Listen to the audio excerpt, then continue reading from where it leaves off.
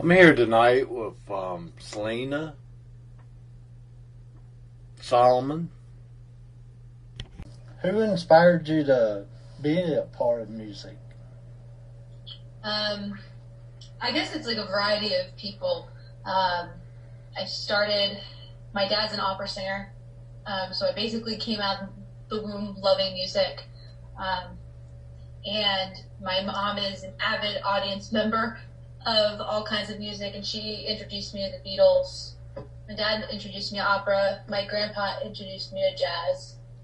My oma introduced me to German folk music. So just like a variety of things started. But there's been different stages in my life of why I've started instruments or songwriting as well. Are you planning to collaborate with any other artists out there? I'm working, I'm constantly co-writing. So I have a co-write with Olivia Francis, Kira Hooks, working on some music with Johnny Day. It's been really exciting, just expanding that. That's who I've been working with lately. We're going to play one of your tracks off your EP called Nightmare. Cool.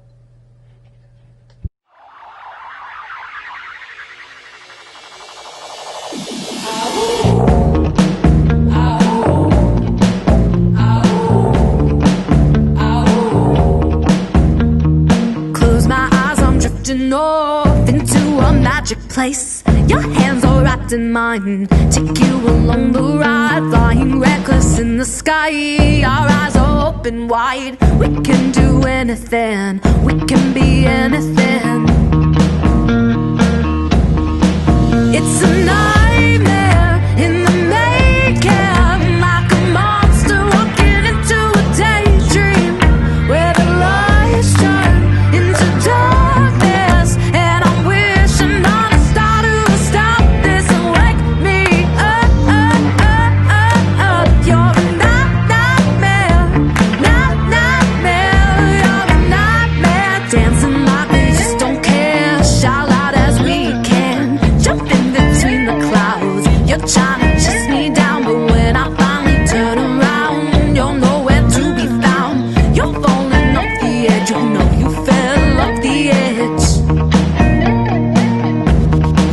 It's a nightmare in the making, like a monster walking into a daydream, where the lights turn into darkness, and I'm wishing on a star to stop this and wake me up. You're a nightmare, you're a nightmare, and you let me go and left me alone to defend myself in this place. We are alive, but we can't decide if this is really our design. Yeah, I know you're a nightmare in the making, like a monster walking into a daydream, where the lights turn into darkness, and I'm wishing on a star to stop this and wake me up. You're a nightmare,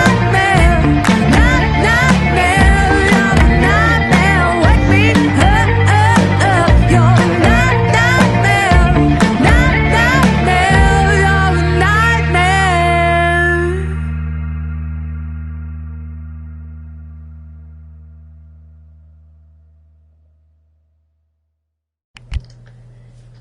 What can you tell people about that song you wrote?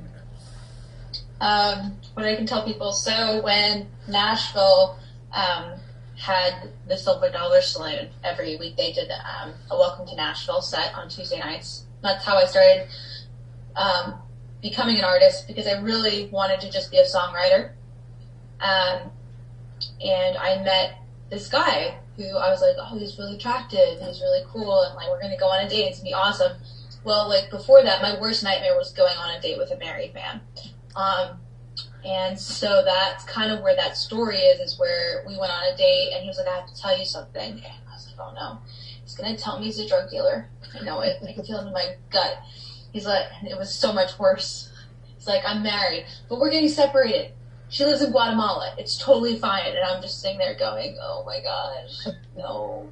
So I wrote that song about things perceiving, like when you look at something and you see that life is something that it's sometimes not. You sometimes see things through rose-colored glasses. When you're writing music, do you got a certain process that you go through? Yeah, so when I write, I mean, it depends on if I'm writing by myself or writing with other people.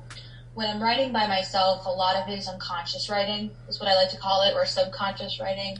I write just like whatever comes into my brain. It could be like the cat is on my porch, right? And I just take whatever sounds great from that and I build it into the song, and that's when I start building the story.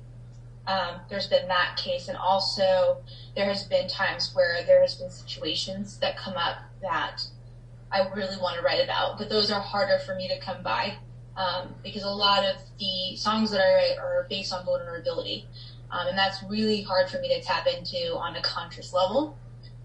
When I'm co-writing with others, we normally focus on the chorus first because we want that to be obviously the strongest part of the song and the most fun.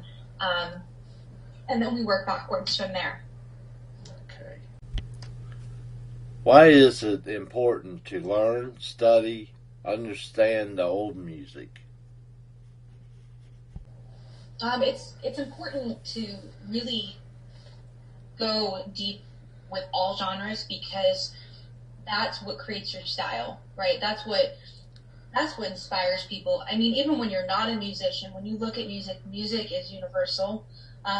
You don't need to speak a language to understand or elicit the emotion, right? And so that's kind of what music is for me. And I feel like as a musician, you really need to because it gives you technique and skills that you otherwise wouldn't have. Okay. What is your useless talent Useless talent. that you got? Oh my god, that's like a really great question. There's a lot. A lot of yoga poses are very useless, but calming. That's where I would say that would be the most useless in terms of like helping other people, right? It helps myself. But in terms of like talents, I guess dancing. I love ballet. I don't do anything with it. It's just for fun. And same thing with painting. So it's not useless. It's just I don't do it for anyone except myself. If you could play any instrument, what would it be and why? Well, I did that. So the instrument that when I was 6 years old, I was sitting in music class and my music teacher decided to play the trout, which is a beautiful piece. And I heard this instrument. I'm like, oh my gosh, it had this very deep and rich sound. And I found out it's called the cello. So I went up to my parents and I was like, Mom, Dad, like, I just heard the cello. I want to learn how to play it. And I'm thinking it's the size of a violin, right? It is the size of me, okay? So that's the instrument that I've always wanted to play. I still want to play. It's my favorite instrument of all time. It's beautiful. So that, I wish I was really good at it. Like, I wish that I could be like symphony level, but then I wouldn't be writing the great songs that I write. Okay. Where can people go and see videos of music and events? You can stalk me on Google. That's what most people do. That's what I do. I stalk people on Google all the time. I'm very sarcastic, dry sense of humor. Facebook, Instagram, Twitter, Pinterest, Spotify, iTunes, Deezer, all the things. And all of them have usernames of hi, like Hi, H-I, and then Salina, Salina, last name Solomon, Solomon. Okay.